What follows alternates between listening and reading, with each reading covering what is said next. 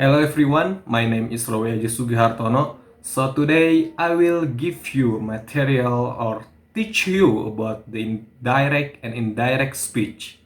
But before that, I just wanna let you know that here is my screen. So if my eyes not focus on the camera, I'm so sorry because I'm read the material here. So let's begin. What's direct speech? You can see in your screen, direct speech is spoken or written text that reports speech or thought in its original form press. Let me give you an example. He said, I am going to school. That's called direct speech because the second person say to third person the original state from the first person that say I'm going to school. Next is indirect speech. What is indirect speech? Indirect speech when the main idea of speaker's words is reported by another person and the exact words are not quoted. I mean, the main idea is the same, but the second person paraphrase that word. Let's move to the rules of direct speech. I can say this is a general rules of direct speech.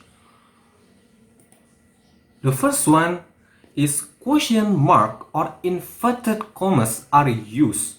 The second, speech is open with speech marks. The third and the last, each line of speech starts with a capital. I just wanna give you an example so you can understand it truly. This is the example. I have cut my finger, cried Mrs. Sarma. So you can see that every direct speech is always have inverted commas. I will circle that. And speech is always direct speech is always open with a speech mark. What the person said, like I have cut my finger. And each line of speech starts with a capital. Usually, in direct speech, when the speak in the question mark is always start with a capital letter. Let's move to the rules of indirect speech. The first one is not using inverted commas. So this is opposite from the direct speech. The second, not using exclamation or question marks.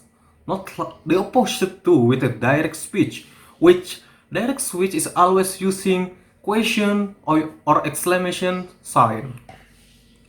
And the third, the subject comes before the verb. Let me give you an example. In direct sentence, it say, is it bleeding very much? Question mark. Mr. Sarma asked. So in direct speech, we can say, Mr. Sarma asked if it was bleeding very much.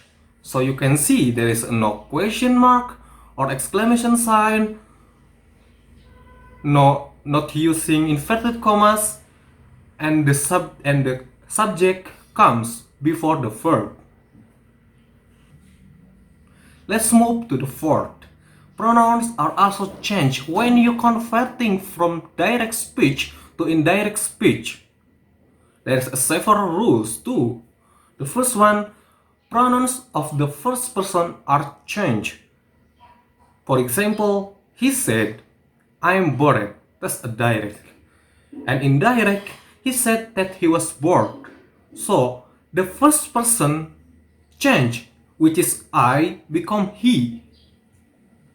And the second rule, pronouns of the second person are changed too. For example, he said to her, you are beautiful. That's direct. And indirect, he said to her that she was beautiful. Again, you change become she. And the last rule, pronouns of the third person do not change. For example, I said they have gone out, direct. And indirect, I informed that they had gone out. So they doesn't change. They always they indirect. The fifth rule of indirect speech. Change word said with other word to convey the mood of the spoken word. Sometimes this word said is not always suitable for some condition. Let me give you an example. Ramesh said how hot the soup is. That's direct. And indirect, Ramesh exclaimed that the soup was hot. So that means said is not always used in the indirect speech. There are several words that using not said. Let's move to the sixth rules of indirect speech. Verb is past tense. Verb is usually the indirect speech usually using past tense verb, except for universal truth, habit, or constant situation. For example, the boy said, I brush my teeth every day. And indirect, the boy said that he brushes his teeth every day. So, the brush not become the brush but brushes. Why? Because there is sentence every day. That's mean every day is mean that's habitual condition. So you do that every day. So the verb not change to past tense, but always simple present tense. The seventh rule of indirect speech: when a reporting question, an order or a request, the connector that is not used. For example, the girl said, may I come in? And indirect, the girl asked if she could come in. So, the word that is not always used in the indirect speech, especially for the reporting question, an order or request, and etc. The eighth rules of the indirect speech: the word or the sound used by the speaker to express an emotion is omitted. For example, indirect, wow, what a handsome man he is.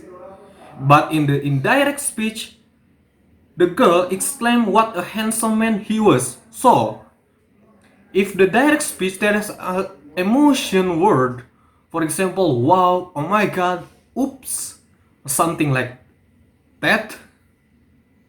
But in direct speech, we can't do that. We can put the emotion words. Also, there's a change tense of verb while converting direct sentence into indirect speech. Let me show you the list. Example, she said, I may attend the meeting. That's direct. And indirect, she said that she might attend the meeting. So there is a change from may become might. And the word indicating nearness of time and place are changed to word indicating distance of time and place. What's that mean? For example, this become that. Today become tomorrow. Tomorrow become the next day. Yesterday become before the day. For example, these are the documents you will require. The travel agent informed the tourist. And the indirect, the travel agent informed the tourist that those were the documents she would require. So that's all of the material about direct and indirect speech. I hope you enjoy and have a nice day.